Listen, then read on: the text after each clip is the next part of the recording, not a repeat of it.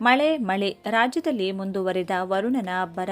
ಮತ್ತೆ ರಾಜ್ಯದ 7 ಜಿಲ್ಲೆಗಳಿಗೆ ಭಯಂಕರ ಮಳೆ. ಮುಂದಿನ 5 ದಿನಗಳ ಕಾಲ ಮಿಂಚು ಗುಡುಗು ಸಿಡಿಲು ಸಹಿತ ಸತತವಾಗಿ ಭಾರೀ ಪ್ರಮಾಣದ ಮಳೆ ಬೀಳಲಿದ್ದು, ಹವಾಮಾನ ಇಲಾಖೆಯು ಯೆಲ್ಲೋ ಅಲರ್ಟ್ ಘೋಷಣೆ ಮಾಡಿದೆ. ಈಗಾಗಲೇ ಸುಡು ಬಿಸಿಲಿನ ಅವಧಿಯು ಮುಗಿಯುತ್ತಾ ಬಂದು ಈಗ ಮಳೆಗಾಲ, ಅದರಲ್ಲೂ ಪೂರ್ವ ಮುಂಗಾರು ಮಳೆ ಆರಂಭಗೊಳ್ಳುವ ಸಾಧ್ಯತೆ ಇದೆ. ಈ ಬಗ್ಗೆ ರಾಜ್ಯ ಹವಾಮಾನ ಇಲಾಖೆಯು ಮುಂದಿನ 5 ದಿನಗಳ ಕಾಲ ಸತತವಾಗಿ ಮಿಂಚು ಗುಡುಗು ಸಿಡಿಲು ಸಹಿತ ರಣಮಳೆ ಬೀಳಲಿದ್ದು, ಭಾರೀ ಪ್ರಮಾಣದಲ್ಲಿ ಗಾಳಿ ಬಿರುಗಾಳಿ ಸಹಿತ ಮಳೆ ಬೀಳಲಿದೆ. ಬನ್ನಿ, ಇಷ್ಟಕ್ಕೂ ಕರ್ನಾಟಕದ ಈ 7 ಜಿಲ್ಲೆಗಳಲ್ಲಿ ಭಾರೀ ಪ್ರಮಾಣದಲ್ಲಿ ಮಳೆ ಬೀಳಲಿದ್ದು, ಹವಾಮಾನ ಇಲಾಖೆ ಯೆಲ್ಲೋ ಅಲರ್ಟ್ ಘೋಷಿಸಿರುವ ಜಿಲ್ಲೆಗಳು ಯಾವ್ಯಾವು ಹಾಗೂ ಎಲ್ಲೆಲ್ಲಿ ಮಳೆ ಎನ್ನುವ ಬಗ್ಗೆ ಸಂಪೂರ್ಣ ಮಾಹಿತಿಯನ್ನು ತಿಳಿದುಕೊಳ್ಳಲು ತಪ್ಪದೇ ವಿಡಿಯೋವನ್ನು ಈಗಲೇ ಲೈಕ್ ಮಾಡಿ ಹಾಗೂ ಕೊನೆವರೆಗೂ ನೋಡಿ.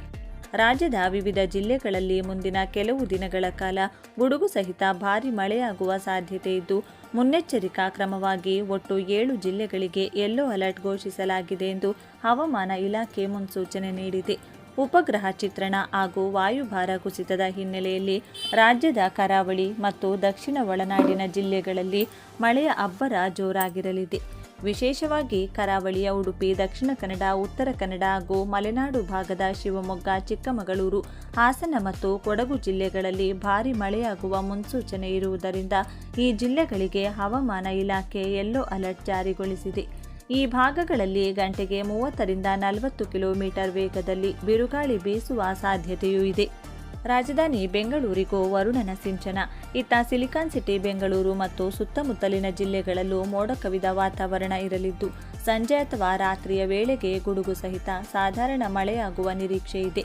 ಕಳೆದ ಕೆಲವು ದಿನಗಳಿಂದ ತಾಪಮಾನ ಏರಿಕೆಯಿಂದ ತತ್ತರಿಸಿದ್ದ ರಾಜಧಾನಿಯ ಜನತೆಗೆ ಈ ಮಳೆ ತಂಪು ನೀಡಲಿದೆ.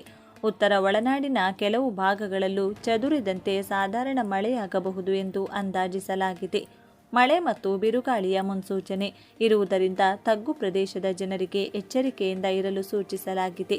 ರೈತರು ತಮ್ಮ ಕೃಷಿ ಉತ್ಪನ್ನಗಳನ್ನು ಸುರಕ್ಷಿತವಾಗಿಟ್ಟುಕೊಳ್ಳಲು ಹಾಗೂ ಸಾರ್ವಜನಿಕರು ಗುಡುಗು ಮಿಂಚಿನ ಸಂದರ್ಭದಲ್ಲಿ ಮರಗಳ ಕೆಳಗೆ ಅಥವಾ ವಿದ್ಯುತ್ ಕಂಬಗಳ ಬಳಿ ನಿಲ್ಲದಂತೆ ಹವಾಮಾನ ತಜ್ಞರು ಸಲಹೆ ನೀಡಿದ್ದಾರೆ.